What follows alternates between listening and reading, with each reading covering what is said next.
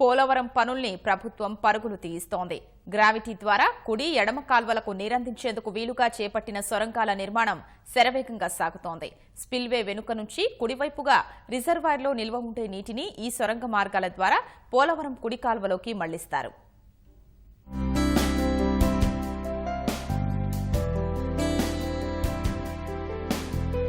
Polavaram project పనులు జోరుగా సాగుతున్నాయి. కాఫర్ డ్యాంలతో పాటు స్పిల్వే గేట్ల బిగింపు పనులు సాగుతుండగా రిజర్వాయర్ నుంచి గ్రావిటీ ద్వారా నీటిని తరలించేందుకు వీలుగా సొరంగ మార్గాలు సిద్ధమవుతున్నాయి. 174 కిలోమీటర్ల పొడవైన పోలవరం కుడి కాలువకు ప్రాజెక్టు రిజర్వాయర్ నుంచి అనుసంధానం చేసేందుకు 2 సొరంగ మార్గాలు తవ్వుతున్నారు. కొండల నుంచి రిజర్వాయర్కు అటు నుంచి ప్రధాన కాలువకు నీళ్లు మళ్లేలా సొరంగాలు సిద్ధం చేస్తున్నారు. ఇందులో కుడివైపు సొరంగం 735 మీటర్లు, రెండో సొరంగం 826 మీటర్ల మేర తవ్వుతున్నారు.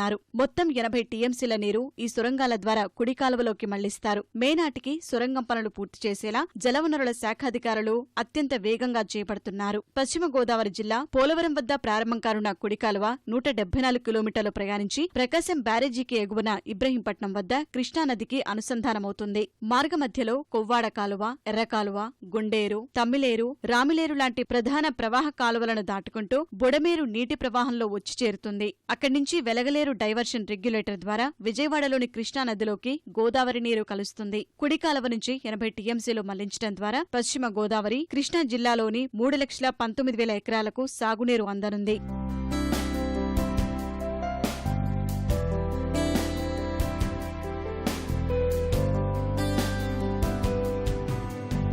పోలవరం ప్రాజెక్టు ఎడమవైపు కూడా ప్రధాన కాలువ ద్వారా విశాఖ వరకు నీటిని తీసుకెళ్లేలా జలవనరుల శాఖ ప్రణాళిక చేసింది. ప్రస్తుతం ఏలేరు రిజర్వాయర్లోకి పురుషోత్తపట్నం ఎత్తిపోతల ద్వారా నీటి మళ్లింపు చేపట్టిన 181 కిలోమీటర్ల ఎడమ కాలువలోకి గ్రావిటీ ద్వారా నీటిని మళ్లించేందుకు 2 సొరంగాలు తవ్వుతున్నారు. విశాఖ వరకు 23.4 టీఎంసీల తరలింపు కోసం సిద్ధం చేస్తున్న ఈ కాలువ శారద, మామిడివాకగెడ్డ, వరాహ, తాండవ, ఎర్రబురద కాలువల్ని దాటుకుని వెళ్తుంది. తూర్పు గోదావరి, విశాఖ జిల్లాలోని 4 లక్షల ఎకరాలకు నీరిచ్చేలా ఈ ఎడమ కాలువ నిర్మాణం జరుగుతోంది. పోలవరం ప్రాజెక్టు నుంచి కృష్ణా డెల్టాకి నీటిని తరలించడంలో అత్యంత కీలకం పోలవరం కుడి కాలువ. అయితే పోలవరం కుడి కాలువ నుంచి నీటిని తరలించేందుకు వీలుగా ఈ ట్విన్ టన్నెల్ ప్రాజెక్టును ఇక్కడ చేపట్టారు. ప్రధానంగా ఈ కొండకు ఆవల పక్కన ఉన్నటువంటి పోలవరం కుడి కాలువకు ఈ ట్విన్ టన్నెల్ ప్రాజెక్టు అనుసంధానమవుతుంది.